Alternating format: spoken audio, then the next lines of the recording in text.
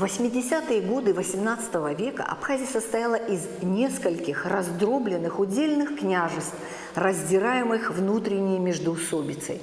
И в этот момент на арену истории выходит представитель рода Чачба, Келешбей, личность сильная, целеустремленная, объединившая свой народ в самые тяжелые, судьбоносные времена.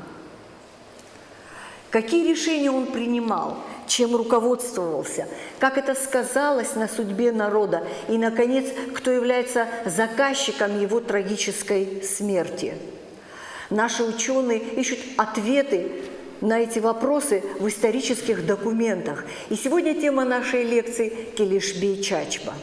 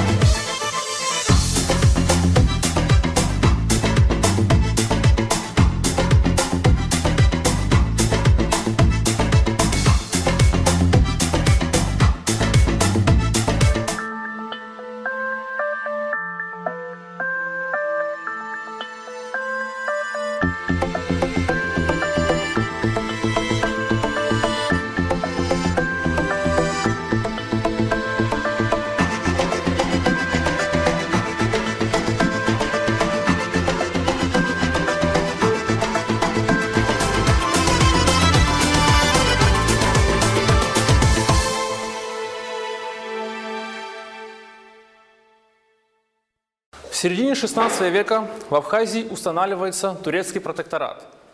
В 1578 году турки захватывают Сухумскую крепость, и она под названием Сухум-Кале служит оплотом их присутствия на территории Абхазии.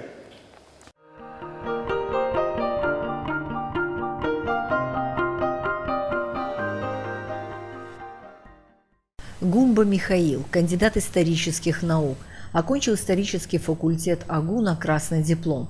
Поступил в аспирантуру при Абхазском институте гуманитарных исследований имени Гулия. Тема диссертации – военно-политическая история Абхазии конца 18-60-х годов XIX века по материалам АКАК. С 2013 года младший научный сотрудник отдела истории АБИГИ. Принимал активное участие в более 10 научно-практических конференциях, на которых выступал с докладами по проблемам истории Абхазии первой половины XIX века. Автор 6 научных исследований, в том числе 3 монографий «Гасанбей, Кацман, Келишбей». В 2014 году Академией наук Абхазии награжден премией «Молодой ученый года».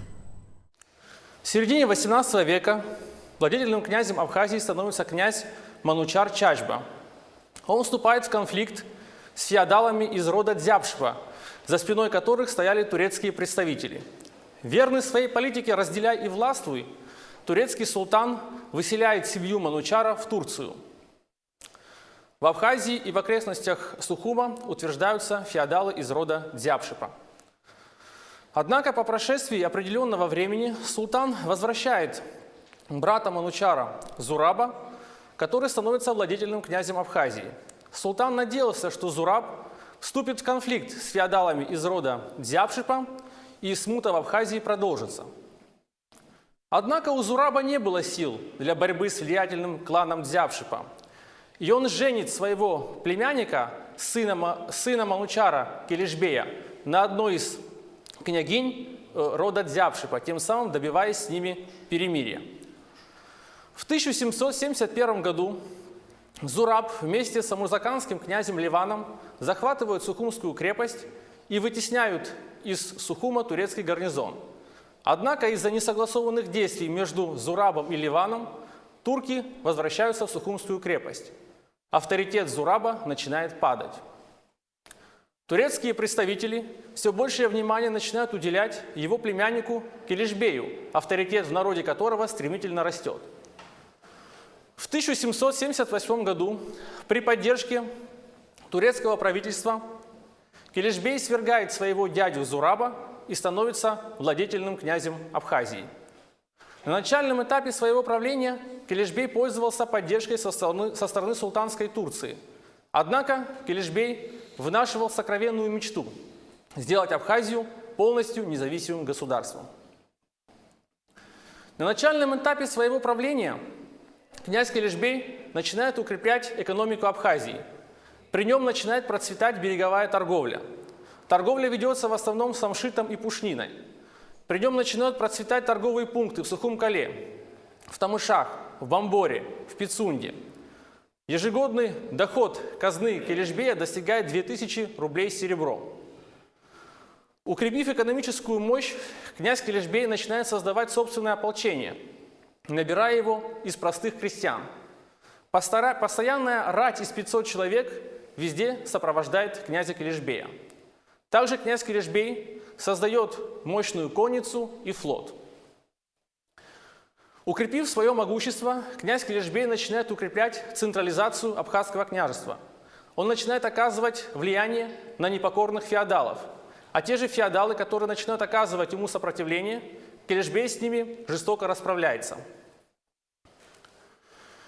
Еще когда семья Чачба находилась в ссылке в Турции, мингрельские князья Дадьяне стали оказывать влияние на Самурзаканский регион. Чтобы наказать князей Дадьяне и прочно утвердиться в Самурзаканском регионе, князь Келишбей в 1794 году организует военный поход против мингрельских князей Манучара и Григория. Не в силах устоять перед военной мощью князя Келишбея, Манучар и Григорий заключают с ним мир. По итогам этого перемирия князь Келишбей прочно утверждается в Самурзаканском регионе и захватывает крепость Анаклию.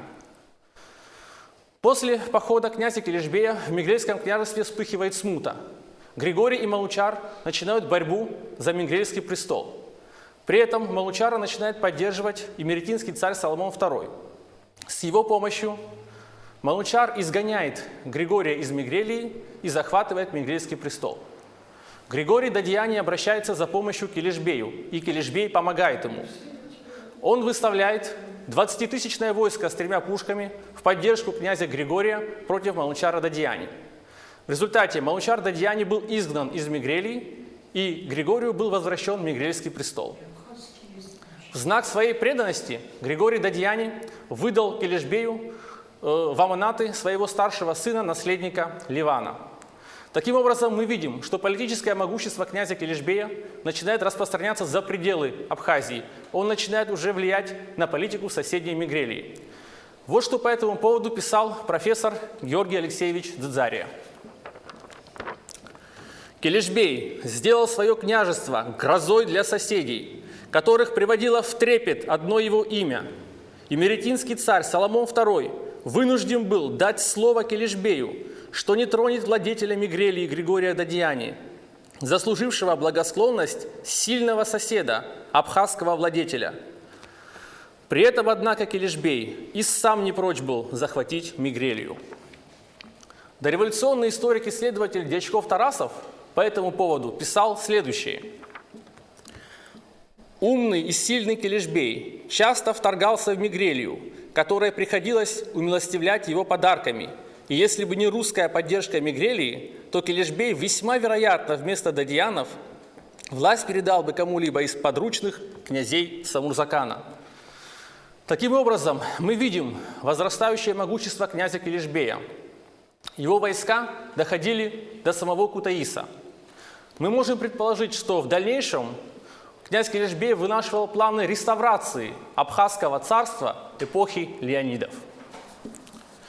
Видя собственную слабость, Григорий Дадьяни в 1803 году принял просительные пункты о вступлении Мигрельского княжества под покровительство Российской империи.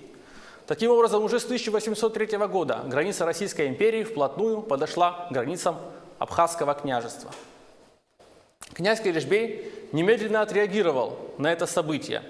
И уже начиная с 1803 года он начинает искать контакты с российским военным командованием на Кавказе. Князь Келешбей надеялся с помощью Российской империи избавиться от турецкого протектората. Уже главноуправляющий на Кавказе генерал Цицианов докладывал министру иностранных дел России Будбергу, что абхазский владетель Келешбей через своих представителей вступил с ним в контакт с просьбой начать переговоры по предмету вступления Абхазии под покровительство Российской империи. Однако российская дипломатия на тот период проявила сдержанность. Связано это было с тем, что между Россией и Турцией был хрупкий мир, который Россия опасалась нарушить, так как император Александр I, опасаясь войн с наполеоновской Францией, не хотел войны на 2 фронта. Поэтому генерал Цицианов приказывал своим дипломатам вести переговоры с князем Келешбеем тайно, чтобы слух об этих переговорах не достиг атаманской порты. В 1804 году умирает владетельный князь Мигрелии Григорий Дадьяни. Император Александр I утверждает на Мигрельский престол его сына Ливана, который, как нам известно, находился в аманатах у князя Келешбея. Генерал Цицианов попросил князя Келешбея выдать мигрельского наследника. Однако Келешбей ответил отказом на просьбу князя Цицианова. Тогда российские дипломаты обратились за помощью к турецкой дипломатии, надеясь с их помощью принудить князя Келешбея к выдаче мигрельского наследника. В крепость Поти прибыл турецкий представитель. С ним встретились российские дипломаты. Были проведены переговоры, по итогам которых турецкий представитель написал письмо князю Келешбею с просьбой выдать мигрельского наследника. Однако и на просьбу турецкого представителя князь Келешбей ответил отказом. Тогда генерал Цицианов приказал генералу Рыгофу, начальнику войск, расквартированных в Мигрелии, начать военные действия с князем Келешбеем. В марте 1805 года генерал Рыгов захватывает крепость Анаклию, переходит реку Ингур и на 20 верст разоряет абхазские деревни. Также было взято в аманаты 8 абхазских князей. Чтобы остановить кровопролитие, князь Келешбей выдал мигрельского наследника Ливана. Также князь Келешбей написал письмо турецкому султану с просьбой, чтобы султан разобрался во всем происшедшем. Турецкий султан прислал своего представителя. Данное обстоятельство встревожило российское командование на Кавказе, так как хрупкий мир с Турцией оказался под угрозой. Генерал Цицианов в донесении на имя императора Александра I идет на попятную и всю вину за случившееся сваливает на генерала Рыгофа, который, по словам Цицианова, превысил данные ему полномочия. Российское командование готово было вернуть Килишбею крепость Анаклию. Однако князь Килишбей отказался ее принимать, мотивируя это тем, что крепость Анаклия находилась под протекторатом Османской империи, и Килишбей должен был вначале уведомить об этом султана. Также князь Килишбей заявил, что в результате военных действий с генералом Рыгофом крепости Анаклия был нанесен материальный ущерб, поэтому Килишбей требовал также и материальную компенсацию. В результате переговоров российское командование пошло и на эти требования князя Килишбея. В результате ему были возвращены крепость Анаклия. Также князь Килишбей получил и материальную компенсацию. Данное обстоятельство встревожило самурзаканского князя Манучара Чачба.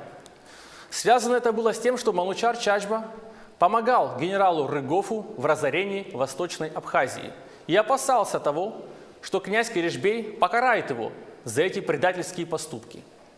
Манучар также просил разместить российские войска на территории Самурзакана. Местом их дислокации он предлагал Илорский монастырь. Нужно отметить, что Манучар Чачба стал правителем Самурзакана в начале XIX века. Он являлся зятем мингрельских князей Дадьяни. Он проводил политику, которую ему навязывали со стороны Мигрелии. Поэтому он и оказывал помощь генералу Рыгофу в разорении Восточной Абхазии. Здесь необходимо отметить, что еще при живом Григории Дадьяне князь Манучар начал готовить почву для вступления Самурзаканского края под покровительство Российской империи. После вышесказанных событий Манучар Чачба получил просительные пункты от генерала Цицианова, которые он подписал. Также генерал Цицианов написал письма родственникам Манучара, Ливану и Бежану, чтобы они также присягнули на верность Российской империи. Если Ливан согласился, то Бежан оказался верным князю Килишбею и отказался подписывать просительные пункты генерала Цицианова. 9 июля 1805 года в селе Банза состоялась торжественная присяга Манучара и Ливана на верность Российской империи. Это все происходило за спиной князя Килишбея. И возникает вопрос, как же князь Килишбей отреагировал на такие предательские поступки со стороны самурзаканских князей. Историк профессор Георгий Алексеевич Дзидзария по этому поводу писал, что мы не видим острого реагирования князя Килишбея на данную проблему. Однако, если мы проанализируем дальнейшие события и ход истории, которым руководствовался князь Килишбей, мы увидим, что Килишбей попал в очень непростую ситуацию на тот период. Во-первых, на тот период у него были испорчены отношения с российским военным командованием. У него на тот период была потеряна крепость Анаклия. Были разорены на 20 верст абхазские деревни. Было забрано 8 абхазских князей в аманаты. Ему пришлось выдать мигрельского наследника Ливана, тем самым был потерян контроль над Мигрелией. Килишбей написал письмо турецкому султану с просьбой о том, чтобы султан оказал ему поддержку. Но султан ограничился лишь присылкой своего представителя. Конечно же, князь Килишбей рассчитывал на большее. Но даже и в этих непростых условиях князь Килишбей никогда не мирился с потерей Самурзакана. Как показывают дальнейший анализ источников, когда князь Килишбей вел переговоры с Российской империей на предмет вступления Абхазии под покровительство Российской империи, одним из условий он ставил возврат земель, отнятых дадьянами. Я хотел вам зачитать этот небольшой первоисточник. Килишбей требовал: «До получения мною от высочайшего двора разрешения приказано было генералу Рыгофу, дабы отобранные дадьяне по эту сторону реки Ингура деревни были секвестрованы». Таким образом, мы видим деятельность князя Килишбея по возврату земель, отнятых дадьянами. Также обращает на себя внимание любопытный документ, который показывает нам, что за год до своей трагической гибели у князя Килишбея начинают налаживаться отношения с амурзаканским князем Манучаром Чачба. Между ними состоится некий договор. По итогам этого договора Килишбей должен был выдать Манучару в аманаты своего сына. Мы не знаем содержание этого договора, но можем предположить, что этот договор касался самурзаканской проблемы. За что еще князь Килишбей мог выдать в аманаты своего сына? Нужно отметить, что потепление отношений между Килишбеем и Манучаром встревожило российское командование на Кавказе. В частности, оно встревожило генерала Рыгофа, который по этому поводу писал следующее. Манучар Шервашидзе, примиряя расправу с Килишбеком, и спросил по обыкновению азиатскому в аманаты от него сына, чем уже в верности и дружбе непременной он его успел обязать. Но при теперешних обстоятельствах наружное их расположение сопровождаемо будет моей непременной осторожностью. Таким образом, мы видим, какую настороженность вызвало потепление отношений между Килишбеем и Манучаром. Еще большую обеспокоенность это вызвало у мингрельских князей Дадьяне, которые опасались утерять свое влияние на самурзаканский регион. И здесь мы не можем не предположить, что, возможно, опасение за потерю над самурзаканским регионом двигало дадьянами в их желании физического устранения абхазского владетеля. И здесь мы не можем не вспомнить слова историка Фадеева, который писал, что, возможно, убийство князя Килишбея было организовано дадьянами. В 1806 году князь Килишбей принимает опального турецкого чиновника Таяр-пашу. Турецкий султан написал фирман князю Килишбею с требованием выдать Таяр-пашу. Однако князь Килишбей написал ходатайство на имя турецкого султана с просьбой отменить смертельный приговор для Таяр-паши. И на какое-то время Килишбей добился своего. Смертельный приговор был отменен. Однако у Таяр-паши оказалось много недоброжелателей в самом султанском дворе, и султан составляет новый фирман с требованием выдать князя Килишбея. Тогда Килишбей уведомил султана, что не может выдать Таяр-пашу, потому что Таяр-паша – его гость. Разгневанный турецкий султан стал готовить карательную экспедицию против князя Килишбея. Когда слух об этом достиг князя Килишбея, Килишбей обратился за помощью к российскому военному командованию на Кавказе с просьбой о помощи. Однако российские генералы, опасаясь нарушить хрупкий мир с Турцией, отказали князю Килишбею. Тогда князь Килишбей обратился к своему народу, собрал 25-тысячное ополчение, укрепил берег Абхазии артиллерией. И когда 25 июля 1806 года к берегам Абхазии подошли 11 военных турецких кораблей, по ним был открыт шквальный артиллерийский огонь.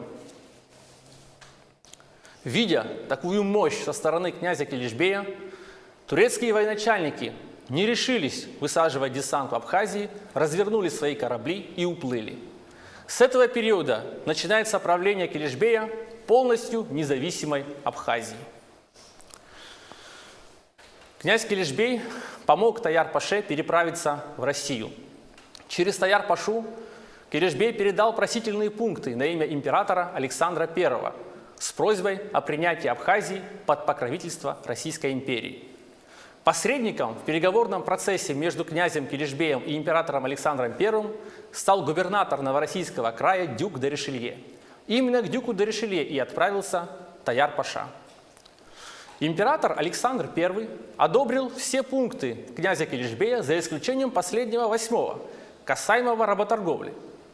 Но и по этому последнему пункту был найден консенсус.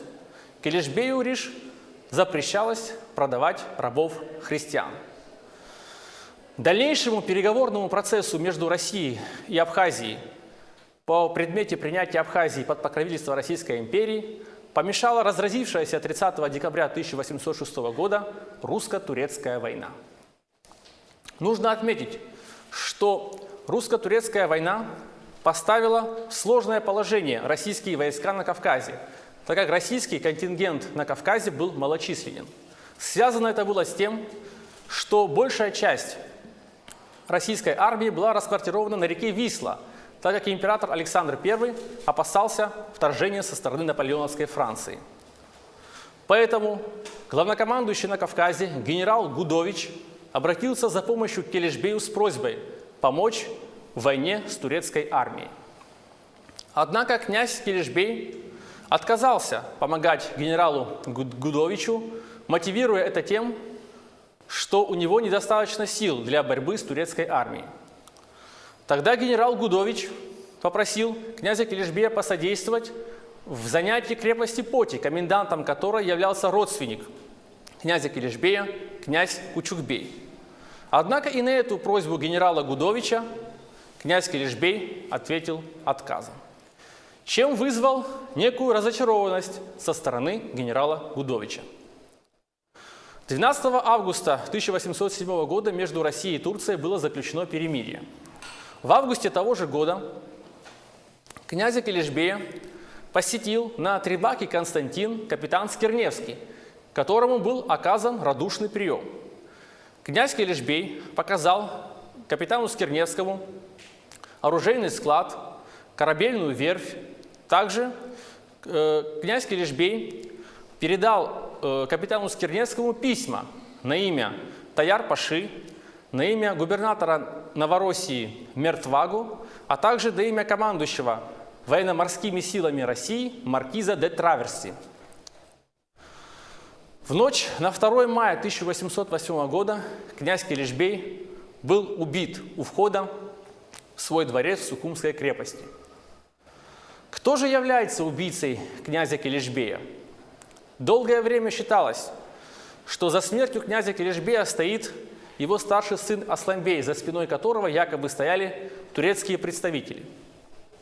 Однако историком, профессором Станиславом Засимовичем Блаковым был проведен анализ первоисточников по данной проблематике, в которой Станислав Засимович обнаружил множество нестыковок. Свое видение по данной проблеме Станислав Засимович изложил в своей работе «Асланбей», в которой он доказал непричастность князя Асланбея в убийстве своего отца. Дальнейший анализ документов, в частности актов Кавказской археографической комиссии, показывает нам, что князь Асланбей пытался заключить с российским военным командованием военно-политический союз. Однако российские генералы проигнорировали письма Асланбея. Возникает вопрос, почему же на просьбы князя Асланбея российские генералы ответили молчанием?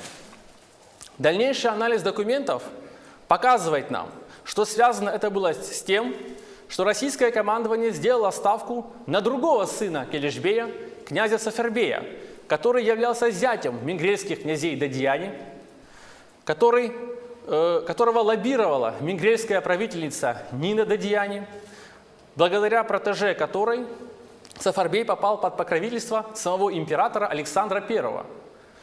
Естественно, в таких условиях другие претенденты на Абхазский престол в расчет уже не принимались. Я хотел бы вам зачитать письмо главнокомандующего на Кавказе генерала Тармасова генералу Орбельяне, в котором дается четкое указание действий. Что касается Сафербея, я снова подтверждаю иметь с ним общение, отличное перед другими абхазскими князьями, как с владельцем, покровительствуемым от его императорского величества, и который статься может в непродолжительном времени, будет высочайше утвержден законным владетелем всея Абхазии. А в отношении Асланбея он пишет: «Брату его Арсланбею, через письмо просившего вас о принятии в подданство всероссийской державы, не поддавайте ни малейшей надежды.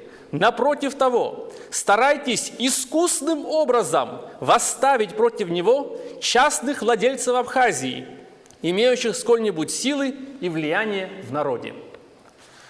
Мы видим, что после таких прямых указаний со стороны российского генералитета, другие претенденты на абхазский престол в расчет уже не принимались. Участь Асланбея была решена. Как известно, во время русско-турецкой войны генерал Гудович просил князя Килишбея принять участие со своим ополчением в данном противостоянии. Однако князь Килишбей отказал Гудовичу принять участие в данной войне.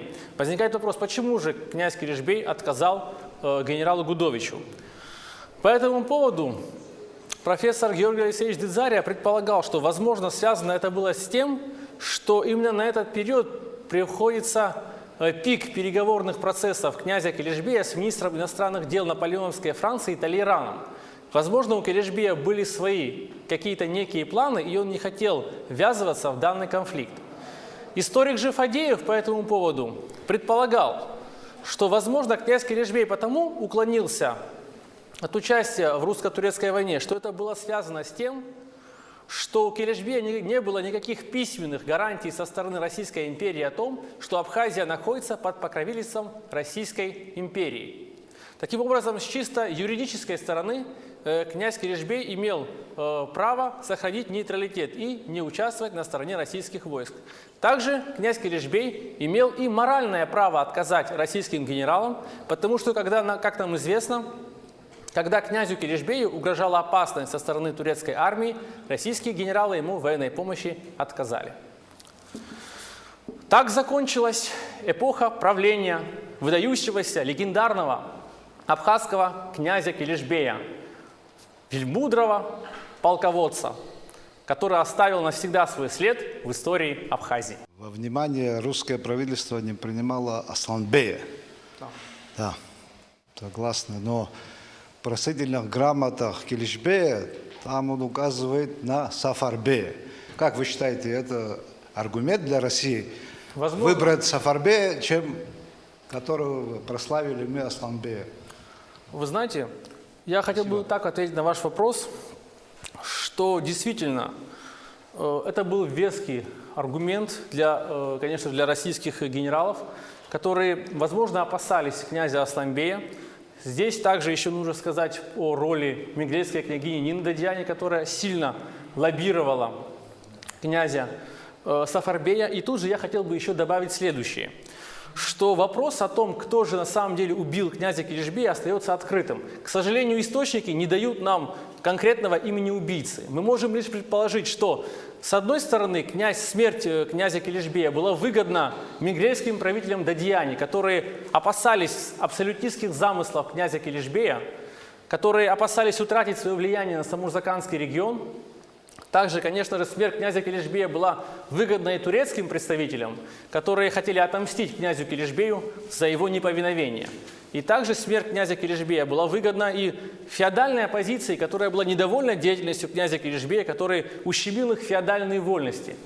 Естественно, в этих условиях российский генералитет сделал ставку именно на Сафарбея, человека, который был ближе к их двору, человеку, который был пролоббирован менгрельской княгиней Дадьяни, которая имела очень большое влияние среди российских генералов. Какую роль вообще сыграл менгрельский фактор присоединения Абхазии к России? Нужно отметить, что менгрельские князья очень не хотели, вот это я хочу обратить ваше особое внимание, не хотели, чтобы Килишбей вступил в состав Российской империи. Они всячески этому препятствовали. И тут нужно обратить еще на одно внимание, что когда Килишбей хотел отправить в аманаты своего сына Баталбея, еще в Российскую империю, то менгрельские князья Дадьяни всячески этому препятствовали. Тут можно сделать следующий вывод, что менгрельские князья не хотели присоединения Абхазии к России при князе Килишбея, потому что, как справедливо заметил Станислав Зосимович Лакоба, Нина Дадьяни не могла влиять на Абхазию при Килишбее или Асланбее. Поэтому менгрельских князей устраивало лишь присоединение Абхазии к России именно при Сафарбее, который являлся их зятем, который являлся проводником их политики. Я хотела бы спросить, смог бы он централизовать Абхазское княжество? И если да, то куда делось войско в 25 тысяч человек и флот в 600 галер? Я хотел бы вам сказать, что, возможно, у князя Асланбея также были конфликты с некими князьями Абхазии, о которых мы просто не знаем, источники об этом умалчивают. И, возможно, князь Асланбей не смог собрать то нужное количество войск для того, чтобы отразить атаку на Сухум-Кале. Но, однако же, был бой, как мы знаем, практически капитан-лейтенант Дот несколько дней штурмовал Сухум-Кале. Это не было так просто. Сухум-Кале очень сильно бомбили, и благодаря вот такой техническому превосходству удалось овладеть Сухум-Кале. Скажите, пожалуйста, в контексте вот заговора, как вы считаете, у нас есть несколько вариантов, там, турецкий, мигрельский, российский. Вот как вы считаете, кровная месть дзябшиповцев, это первый заговор был, вы это прекрасно осветили в книжке, да, первый заговор был, кстати, он убил, казнил, как сказать, в общем, 3 князей, своих шуринов, Конечно. да, жены, братьев. И вы как это может быть воспринят княжеский род Дзябшипа? И не было бы это, как бы, вы не считаете, что это может быть как раз второе покушение, больше связано не с Асланбеем, а именно с Дзябшипа родом? Вы знаете, Спасибо. такая версия имеет место быть. И в принципе, как я уже говорил, сказать, кто является убийцей князя Килишбея, сложно. И за смертью князя Килишбея могла стоять и феодальная оппозиция в лице тех же дзябшиповцев, которые, как вы сами сказали, руководствовались кровной местью, которых не устраивала политика князя Килишбея.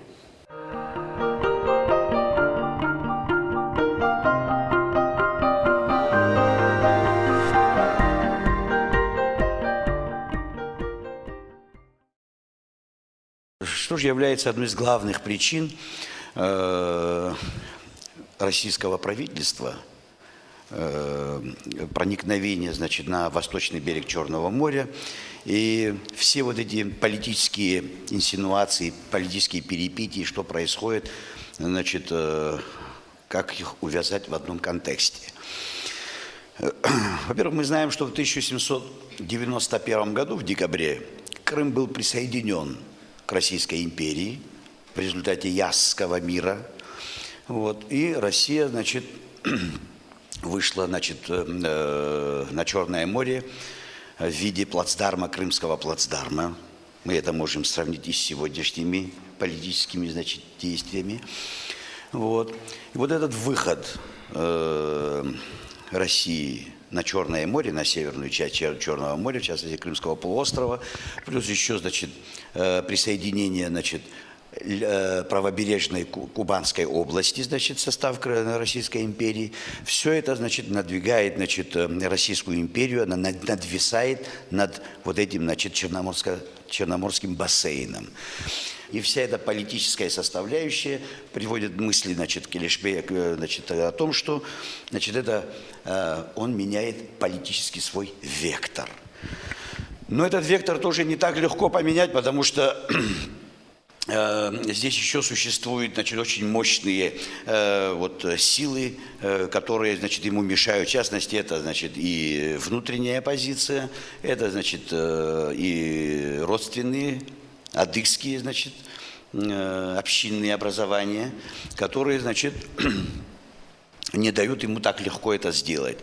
Плюс еще, помимо того, что он вектор меняет, и раз он вектор поменял, это говорит о том, что он хочет выйти из состава, значит, в какой-то степени Отtomанской империи и, значит, стать во главе независимого суверенного государства. Если говорить о том, что, значит, против него плетут интриги, значит, мингрельские дадьяны, то я не сказал бы, что в этот период же дадьяны же это же не независимое государство, там суверенное государство, оно до этого являлось частью тоже Отtomанской империи, но в результате, значит, действий, значит, восточно-грузинских, значит, правителей часть, значит, Восточной Грузии переходит, значит, под протекторат Грузии, уже начиная 1782 года, как вы знаете, вот, и в 1801 году уже официально вошло, значит, в состав Российской империи. Это, значит, двигает, как, знаете, принцип домино, и Меретию, и Гурию, и Менгрельское, значит, княжество, выход, значит, из протектората, значит, Турцию и переход на сторону Российской империи. Вот эти все вот эти политические, значит, инсинуации как раз таки и приводят к тому, что он, значит, начинает выходить также из состава, использует этот момент, выходит из состава Отtomанской империи, и в то же время, не присоединяясь к российской, к государству, значит, он начинает вести игру на создание независимого государства. Вот это основная, значит, суть. Насчет того, что это менгрельские дадьяны были, значит, основной причиной его, значит, смерти, я бы тоже это не сказал, просто они были использованы. Но тут неизвестно какими, российскими спецслужбами или турецкими спецслужбами. Ну, знаете, в принципе, полностью не отходя от Отtomанской Турции, возможно, турки могли, значит, сделать так, чтобы заменить, значит, с убийством, значит, Келешбея, заменить его на старшего сына, который был мусульманином, так же, как и Келешбей. Вот. Российская сторона, значит, хочет использовать, значит, родственников менгрельских дадьянов, христиан, ну, в частности, через 2 года после его смерти, значит, Сафарбей Георгий, значит, становится, который является официально христианином. Так что вот здесь, если мы проанализируем, можем, конечно, каким-то выводом прийти, но, как сказал Михаил Гумба, у нас нету конкретных данных, источников для того, чтобы что-то это утверждать. Ну, 16 мая 1812 года был заключен Бухарестский мирный договор, который положил предел 6-летней кровопролитной войне между 2 державами – Оттоманской Портой и Российской империей. В историографии сложилось такое мнение, что по соглашению, которое было достигнуто в Бухаресте, Турция признала за Россией Черноморское побережье Кавказа. Но на самом деле в этом вопросе не все так ясно. Значит, мирные переговоры между представителями России и Турции начались еще в конце 1811 года в Журжеве после сокрушительного поражения турецких войск под Рущуком.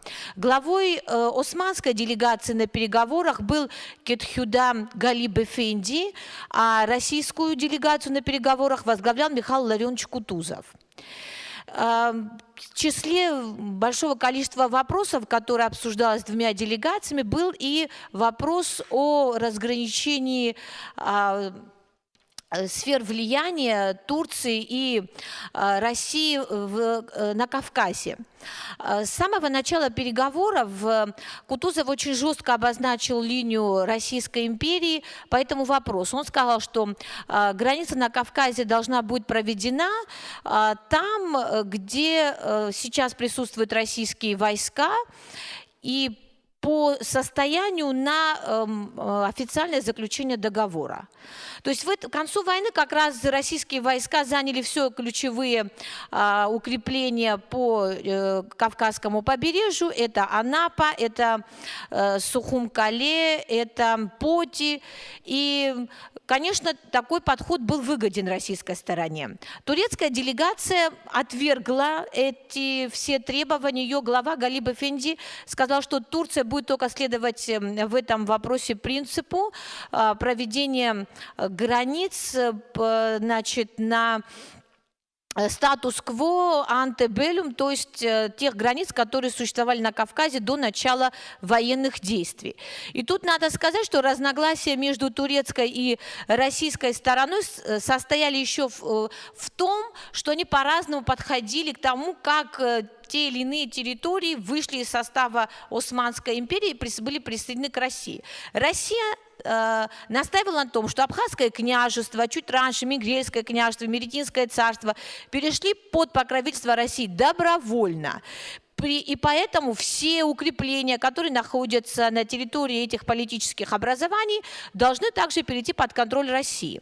В свою очередь, турецкие дипломаты говорили о том, что на глав этих политических образований Россия оказала военное давление, и они далеко не добровольно согласились принять протекторат России. Кроме того, они говорили, что крепости, которые располагаются на их территории, на территориях политических образований, были построены турками и поэтому должны принадлежать Турции.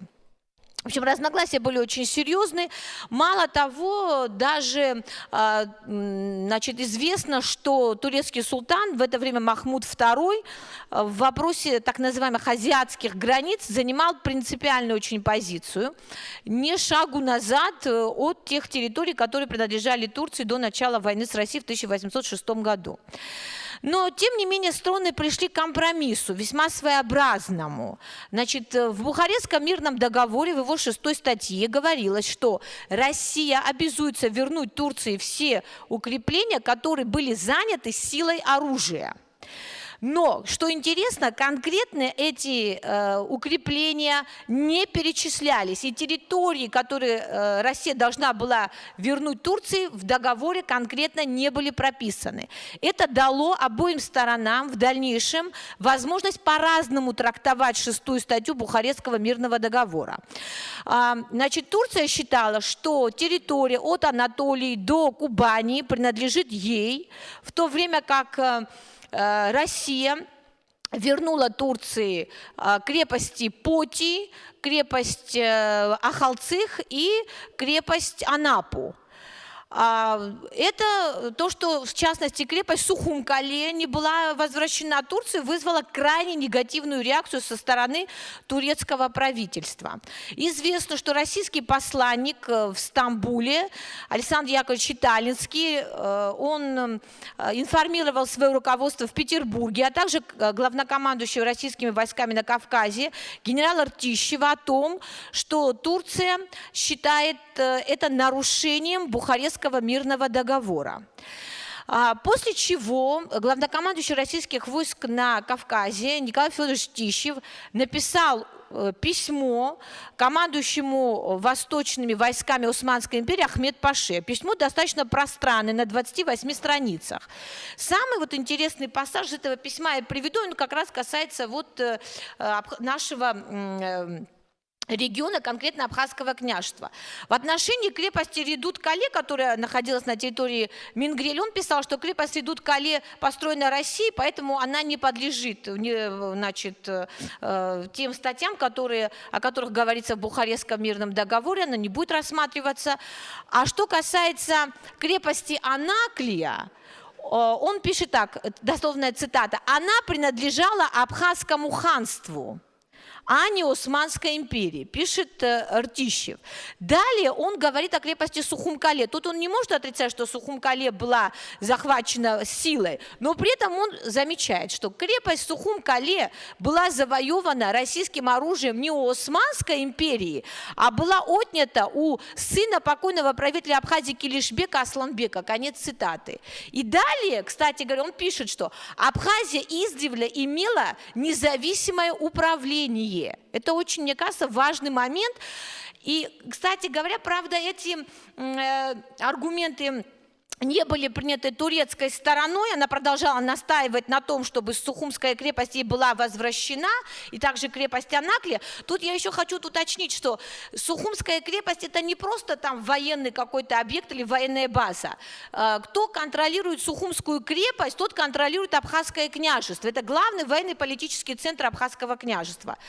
Значит, в 1820 году министр иностранных дел Российской империи Карл Нессельроде высказал мнение, что поскольку Турция постоянно упрекает Россию в нарушении Бухарестского мирного договора, в частности, ссылаясь на присутствие российских войск в Абхазии, говорят о том, что а не лучше ли нам эти войска из Абхазии вывести. Но это мнение встретило очень жесткое сопротивление со стороны Алексея Петровича Ермолова, и мнение последнего возобладало. В результате российские войска остались на территории Абхазского княжества. К 1826 году противоречий в турецких отношениях стало еще больше, и значит, в марте 1826 года император Николай I обратился с ультимативной нотой к турецкому правительству, в которых уже Россия обвиняла Турцию в нарушении бухарестских мирных договоренностей в отношении Сербии и Молдавии. Ну, Турция была вынуждена пойти на новые переговоры. В результате, значит, в сентябре 1826 года была подписана Керманская конвенция, по которой Турция, в общем, признала границу на Дунае, а также признала за Россией Сухум-Кале, Анаклию и Редут-Кале. Но уже в самом конце 1827 года султан Мехмед II аннулировал Керманскую конвенцию, что и послужило поводом к новой русско-турецкой войне 1828-29 годов. И вот уже по ее окончании был подписан Адрианопольский мирный договор, по которому уже Турция окончательно вынуждена была признать утерю крепостей Сухум-Кале, крепости Анаклия и Редут-Кале. Подводя итоги лекции, можно сказать, что гибко лавируя между двумя странами Турцией и Россией, Килишбей Чачба вел Абхазию к независимости и самостоятельности. Его преждевременная смерть круто изменила ход нашей истории. И как бы все сложилось, если бы выстрел не прозвучал? Остается только догадываться. А мы с вами прощаемся до следующей пятницы.